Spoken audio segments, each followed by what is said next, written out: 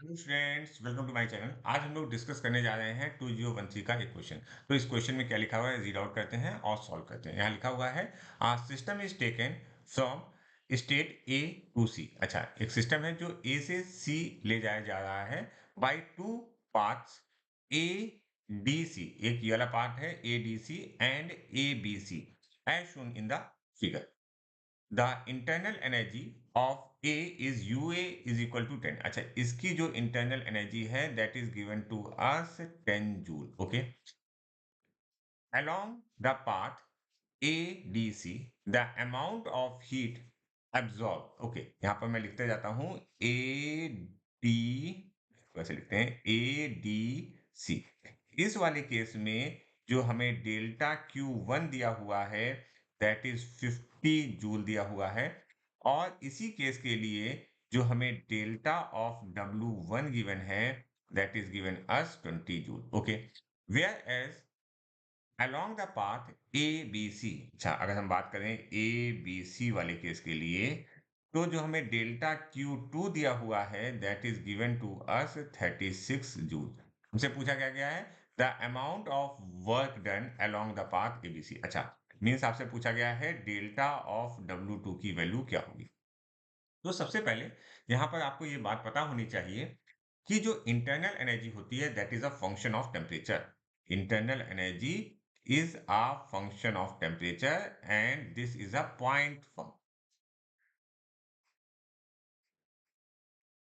Okay, जैसे हमारा heat और वर्क डन क्या होता है, पाथ पे डिपेंड होता है, ये पॉइंट पे मतलब इस पॉइंट पर जो इंटरनल एनर्जी है वो हमेशा 10 जूल ही रहेगी, चाहे आप कहीं से भी आओ, कोई भी पाथ हो के।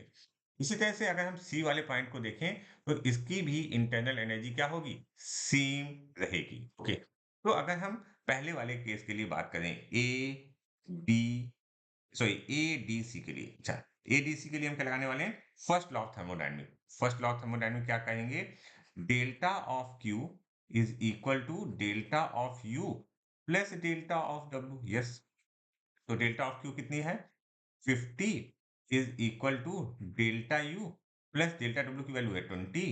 तो यहां से delta U is equal to 50 minus 20 और ये वैल्यू आ गई 30 जूल।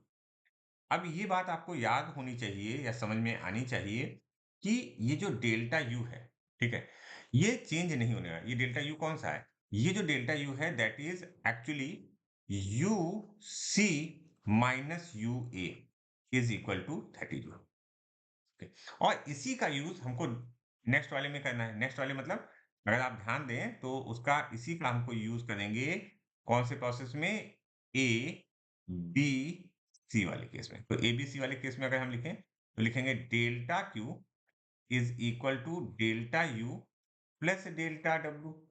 ओके, तो देखो डेल्टा क्यू की वैल्यू हमको दी हुई है 36, हमने लिखा 36 is equal to delta U की वैल्यू 30। अगेन इस केस में 30 ही रहेगी, जो हमने वहां से निकाली उसको हम यहाँ यूज करेंगे, plus of delta of W to मैंने लिख दिया।